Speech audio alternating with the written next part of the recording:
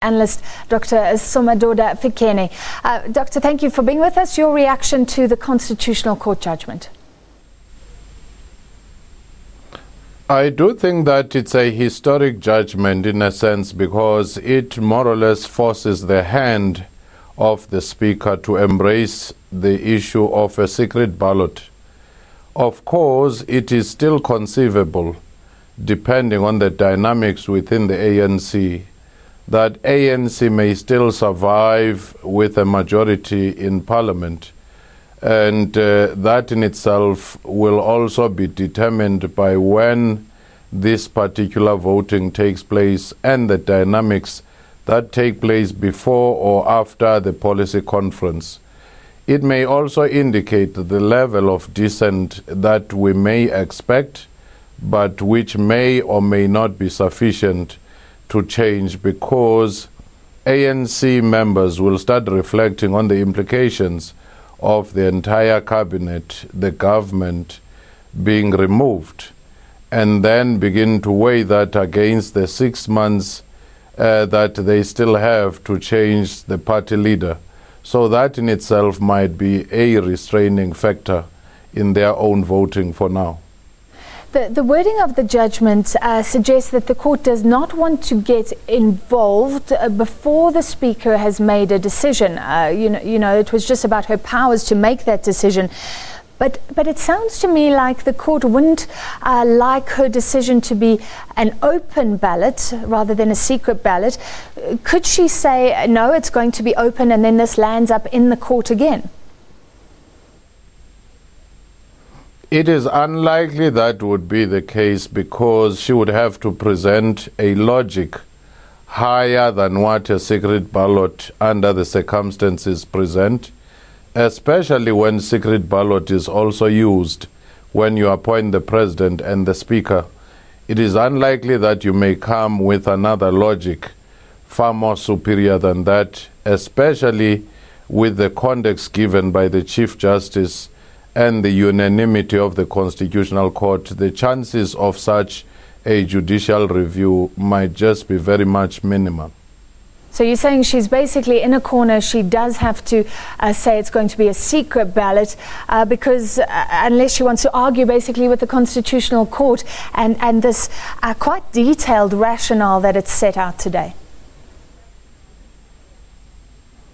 Certainly, what was being reflected on today is the balancing within a constitutional democracy of party internal interests and the public interest. And as such, where the two seem to be at cross purpose, then the public interests prevail according to the oath of office taken by the member of that given institution. And this judgment will have a ripple effect not only in the national parliament, in the municipalities, in the provinces, and in some instances in political parties' own internal code of conduct. Well, that's what I wanted to ask you. In fact, the ANC has always emphasized the collective. The party decides. It's not individuals. Does that really question that attitude? I don't know if there are even written policies to that effect.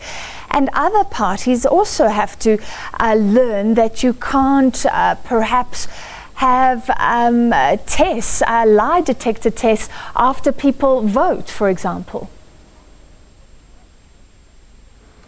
Certainly, we have seen the cases of the ANC and the DA and other parties using the issue of internal discipline and the party interests. This particular judgment does not necessarily say the parties should not have the interests, for as long as such interests are within the constitutional prescripts, the public interest, and also in line with the expectations of a given institution where members of the party may be serving. And it is expected, if you take at face value all the manifestos or the other activities of the parties, and their values are often in line with the notion of advancement of public interest. But once you do have activities that seem to be at variance with that, then the public interest within the Constitution seemed to prevail. Doctor, we're about to run out of time, so I want to ask you about what was said in Parliament as well. The President saying he used that word, about to announce a judicial inquiry into state capture. Is that big news? Some had feared that perhaps the delay would be extended, that he would resist doing this? I do think that there is a bit of tension or contradiction here, because he is reviewing the earlier decision by Thuli Madonsela as to who should set such a commission of inquiry, and with the full powers. At the same time, the political party ANC has taken a decision that there ought to be this inquiry and it should be expedited. Now there is a tension between the two, and it may even spill out into the policy conference if not quickly decided on by the president or by the government or any other organ. Yeah, because him saying about doesn't mean that a legal challenge will go away. Finally, I think Parliament also highlighted perhaps how secure the President is feeling. If he was feeling very secure in his position, why should he fear? Why should he say that the opposition is trying to get the majority that it doesn't have with the secret ballot?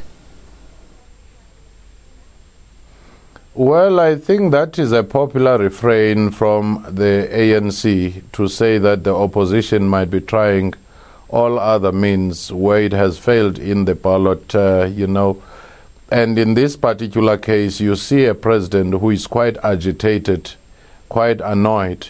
But at the same time, he doesn't seem to have pointed responses to the emails, for example.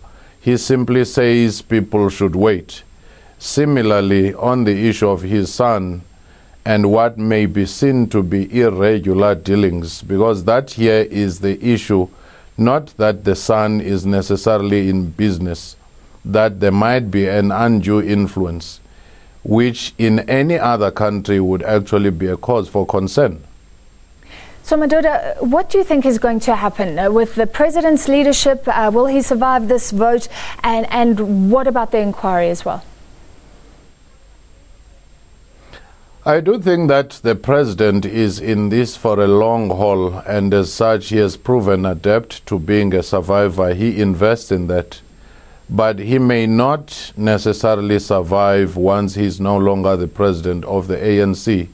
Whether the faction that favors him or against him wins, they may persuade him, given the political cost of retaining him close to the next election in 2019. Especially given the whole range of legal challenges against him. All right, thank you so much for your analysis. Somadoda Fikeni, political analyst. The President saying that he has survived 7 votes of no confidence, heading towards his 8th. Some could even talk about 9 lives. He says there could be 10 by the end of the year, even before that ANC conference. All right.